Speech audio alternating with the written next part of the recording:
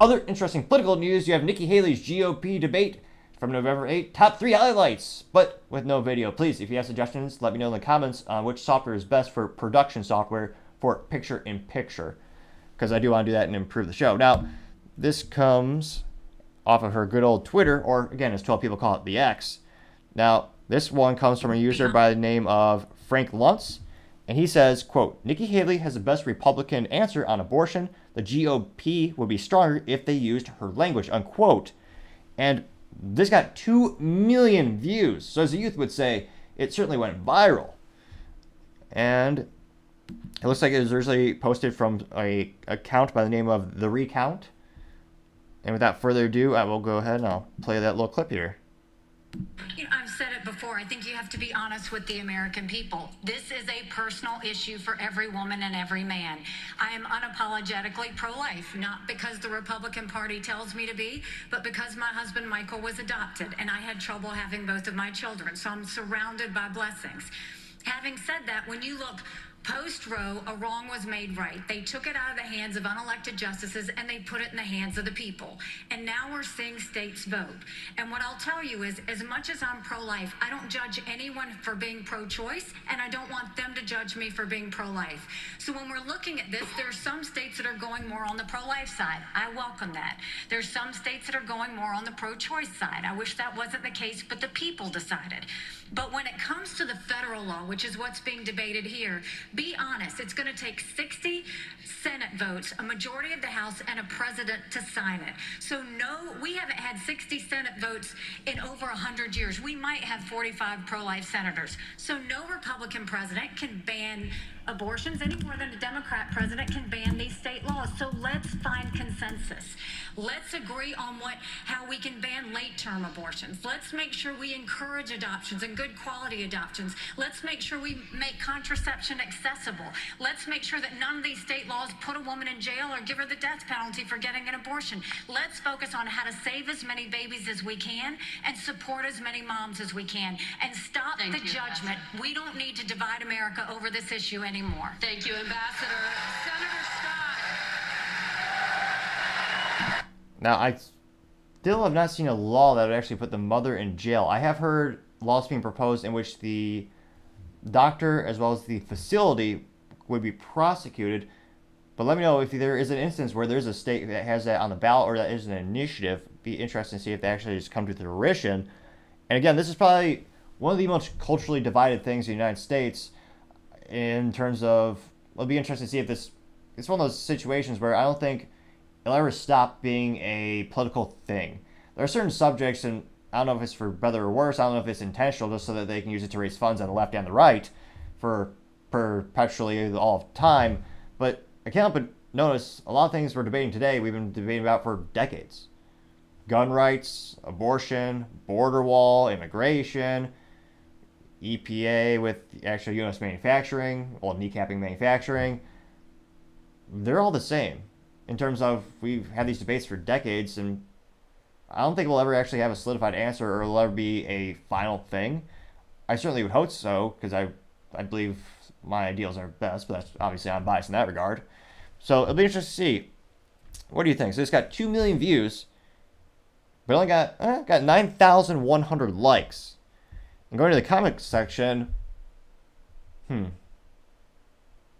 I think leaving it to the states is the traditional republic. It is a very precarious, interesting thing. That was what Republicans are wanting the whole time, was it's not the Constitution, it's a states' rights issue. So they get to decide, and they have the people vote. Now, you have other people who are saying, well, this is how we're interpreting how the Constitution says all persons, and we believe that a person includes those in the womb. So even within the Republican Party, it's also splitting it. So it'll be interesting to see how many of the people who are supporting her, will this increase the people who are supporting her, or could it drive some away? Let's jump into the comments and see what people are thinking. Someone by the name of Jeffrey Gold says, quote, actually, Christie has the right answer. Now that Roe overturned the right of privacy in the Constitution, Congress can't ban abortion or codify Roe as it has no enumerated power on the subject, unquote, getting 132 likes. Someone by the name of Juan Perpetual Prince says, quote, Nikki Haley did have an excellent response on the abortion topic. I think she is the most genuine out of the others. Seems like the others are just focused on TikTok and Social Security, but Trump will eat her alive. Unquote, getting 88 likes. Representative Jeffrey Sidsky? Well, this person says, quote, she actually didn't say anything, though, unquote, getting 67 likes, which, I mean, that's A-plus politics, or traditional politics. American Hill Politics says, quote, this is literally Trump's position, unquote, getting 24 likes. Let's see here. Mr. Raider fan says, quote, ironically, she would lose the primary, but she could actually win the general. Some Democrats like her pro-Ukraine stance. Some Democrats can stomach her abortion stance. And most Republicans like her economic stance, unquote, getting 63 likes. And I think that is an important note. Everyone should be actively voting in the primaries because primaries matter. That's how, obviously, the nominee becomes the frontrunner. So I think that is a thing. If you look at the number of people who vote in the primaries versus the general election, I mean, it's a huge delta. And even in the general election, there's a huge percentage of people who don't vote, which boggles my mind. If you pay taxes, why not? That's one of the few benefits you get from paying taxes. Although, unfortunately, well, actually, now that I think about it, people that don't pay taxes vote too. Nevertheless, it's part of being an American citizen, and I would say, use what few rights you have left. Someone by the name of Rachel Bitcoffer says, quote, if Republicans gain power again, they'll use it to pass their nowhere to hide national abortion ban, unquote, getting 28 likes. Although this person could just perhaps go to the Ukraine, since they have a Ukraine flag in their profile, and most everything's legal there, probably. Let's see here. Someone by the name of Jim Serena says, quote, her answer was, if we had 60 Senate votes, we would ban it. It's a safe answer for her, as Ohio made it clear the freedom of choice is an inalienable right, one which Nikki Haley would take away if they gerrymandered the votes, unquote, getting 86 likes. And fun fact, there are 100 Senate seats. Yeah, I don't see. I mean, Republicans would have to win to get Senate seats to actually make changes. And historically speaking, perhaps they just perpetually love the underdog story, but they're not winning. I mean, to this day, it boggles my mind. They still haven't repealed the 1934 National Firearms Act, which is why it's so prohibitively hard to get something as silly as a short-barreled rifle, which is just a rifle with a shorter barrel. But because of that law, it has to go through a extra background check, a $200 tax stamp, which thank God was not adjusted for inflation because that was $200 in 1934. But again, it's been almost 100 years and Republicans haven't gotten that piece of unconstitutional legislation kicked to the curb. Almost 100 years. And Republicans have had the House, the Senate, and the presidency before. So when it comes to, yeah, you need 60 votes, yeah, that probably will never happen. So it is a safe bet for her to say that. Someone by the name of Patrick Watson says, quote, we don't have the votes to do this thing we have repeatedly sworn we will do at the first opportunity, unquote. Seems unlikely to sway someone, unquote. Getting 91 likes. Matt Plotner says, quote, this is probably the best answer I've heard from a Republican in a recent memory. Usually it's way to the right, unquote. Getting 84 likes. Scorched Teeth says, quote, holy S-H-I-T. It's reasonable, unquote. Getting 83 likes. Let's see here.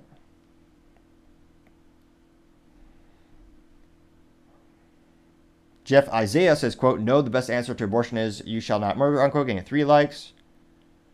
Ernie Jabotsky says, quote, no Republican on stage will be president in 2024, unquote, getting 4 likes. Keith Lee Fowler says, quote, it's avoidance nonsense. The second GOP holds 50 plus in the Senate and the executive in the filibuster for this goes away, plus or minus McCarthy or Collins, unquote, getting 5 likes. So interestingly enough, I'd say it is not too surprised. It's a very controversial topic in and of itself, even in the Republican Party. It's one of those things where I'm not too surprised. It seems to be about a 50-50 split in terms of the comment section for this particular video. But yeah, it's also one of those instances, I think, a lot of Americans, I think they can find common ground on the subject from a certain perspective. I think most people, their gut would tell them, and I think their heart, they could also agree with, well, certainly you wouldn't agree with a abortion at 9 months. And if everyone can get on the same page in that regard, then if you want, you could have propose a law, and then you could ban abortion at 9 months. Then you have to ask yourself, well, by 8 months. So I think there's a lot of polls that say most Americans do not believe in third trimester abortions. And I think perhaps I'm just rose-tinted glasses or naive or hopelessly optimistically foolish. But I think most Americans do have a common belief that there is a moment of life in there. And it's just a matter of what is the moment that they all agree upon. But I also feel that Republicans and Democrats, they want us to always fight so that there's never really much progress either way. So let me know in the comments. It is perhaps one of the most polarizing topics, and I think it will be a huge component of the 2024 election, which is why it's important. I think that's why I brought it up as one of the top highlights from her. Now, going into another highlight of her, she says, quote, and this is her text before the video, she says, quote, "America, we have a country to save. If you liked what I had to say tonight, head over to NikkiHaley.com and join our team." I don't think I would, but some people might. Thank you. The world is on fire. We have a war in Europe. We've got a war in the Middle East. We've got China on the march. It is very important that we know how to defend our freedoms and how to defeat terrorism and socialism. We have to know the difference between good and evil. We have to know the difference between right and wrong. We need to know that a strong America doesn't start wars. A strong America prevents wars. And the way we can focus on that is to make sure we go back to the soul of America and be strong and proud again. And we can't do that. We can't win the fights of the 21st century with politicians from the 20th century. We have to move forward, and we can do this. I know we can do this. So join our movement. Go to NikkiHaley.com, and we will once again show what America that's strong and proud looks like. God bless. Ambassador, thank you. Interesting statement. Kind of reminds me of the old 90s politicians where they go, "We need to get America back to work." It's like, yeah, very true. How? What's your policy to get there? But nevertheless, that did get about 300,000 views and about 4,200 likes. Let's go to the comment section and see, are they mostly supportive or mocking her? Dive and find out. Someone by the name of BP84 says, quote, "Haha, Vivek owned you. You're such a clown." Unquote. And they did use the clown emoji, so extra bonus points there. They got 757 likes for that particular statement. Bobson Dugatti says, quote, "I hope to God you never come close to stepping in that office," unquote. Getting 565 likes. U.S. Ministry of Truth says, quote, "Can we find the link to your daughter's TikTok," unquote. Getting 535 likes as well. Jen Abuddin said, quote, "You're not winning no matter how much money AIPAC gives you," unquote. Clown emoji. Getting 331 likes. Husan Javier says, quote, "You and your 4 supporters aren't going to win the election," unquote. Getting 318 likes. Linda J says, quote, "Hard no," 73 likes. Let's see here. Laura Masto says, quote, "I have other plans," unquote. Getting 20 likes. It's a hammer, though D- for marketing because the profile picture is of a shovel. Nevertheless, this alleged hammer says, quote, "Do you get Boeing stock, or do we get Boeing stock like you," unquote. Getting 61 likes. Let's see here. Shiki Abi Hersey says, quote, "Ask Israel to pay your campaign because you represent them more," quote unquote. Getting 55 likes. I'm trying to see.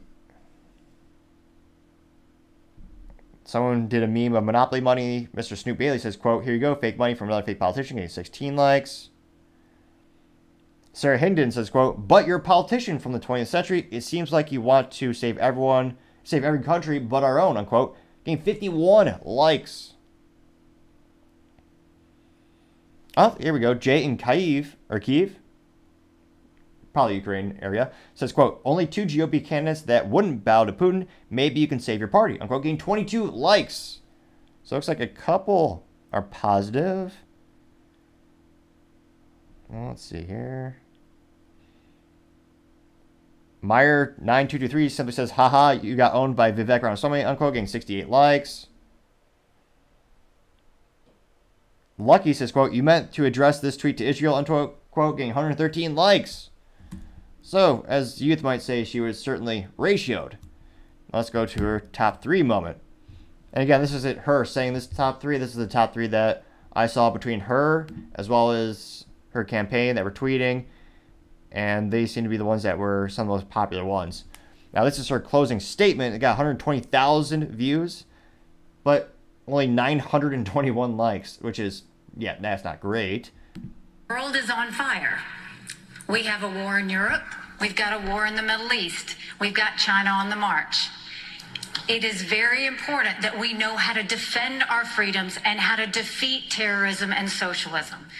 We have to know the difference between good and evil. We have to know the difference between right and wrong. We need to know that a strong America doesn't start wars. A strong America prevents wars. And the way we can focus on that is to make sure we go back to the soul of America and be strong and proud again. And we can't do that. We can't win the fights of the 21st century with politicians from the 20th century. My bad. That was a repeat. And yet, all the comments. So this is a different post. This is from townhall.com. And again, all the responses are eviscerating her. Loves Doggy says simply, quote, Warmonger getting 58 likes. Mario Shivoti just did a clown emoji. Person got 59 likes. Let's see here. What's it? John. Anna Sky says, quote, Vivek roasted neocon Nikki. Getting 108 likes for that. Juan Perpetual Science says, quote, I'd vote for you, Nikki Haley, but I don't vote anymore. Both sides never really tackle all the issues. I'm rooting for you. Unquote, getting 3 likes. Nicole Knight did say, I was in attendance. Very well done, getting 3 likes. A couple people saying, I'd say about equal comments. People literally saying, never you, Haley, or good job. I'd still say that's about 65% negative responses here. So let me know in the comments, how do you think Nikki Haley did? And do you think that's going to help her in the polls? It seems like she's neck and neck with Vivek, depending on which poll you're looking at. The poll aggregators currently have her a little bit ahead. But again, that's based on data. I think the last poll that they had to increase to their sample size was from November 3rd to 5th. So we're still waiting on polls that are taken after this debate. Let me know in the comments. It'd be fascinating to hear what you have to say.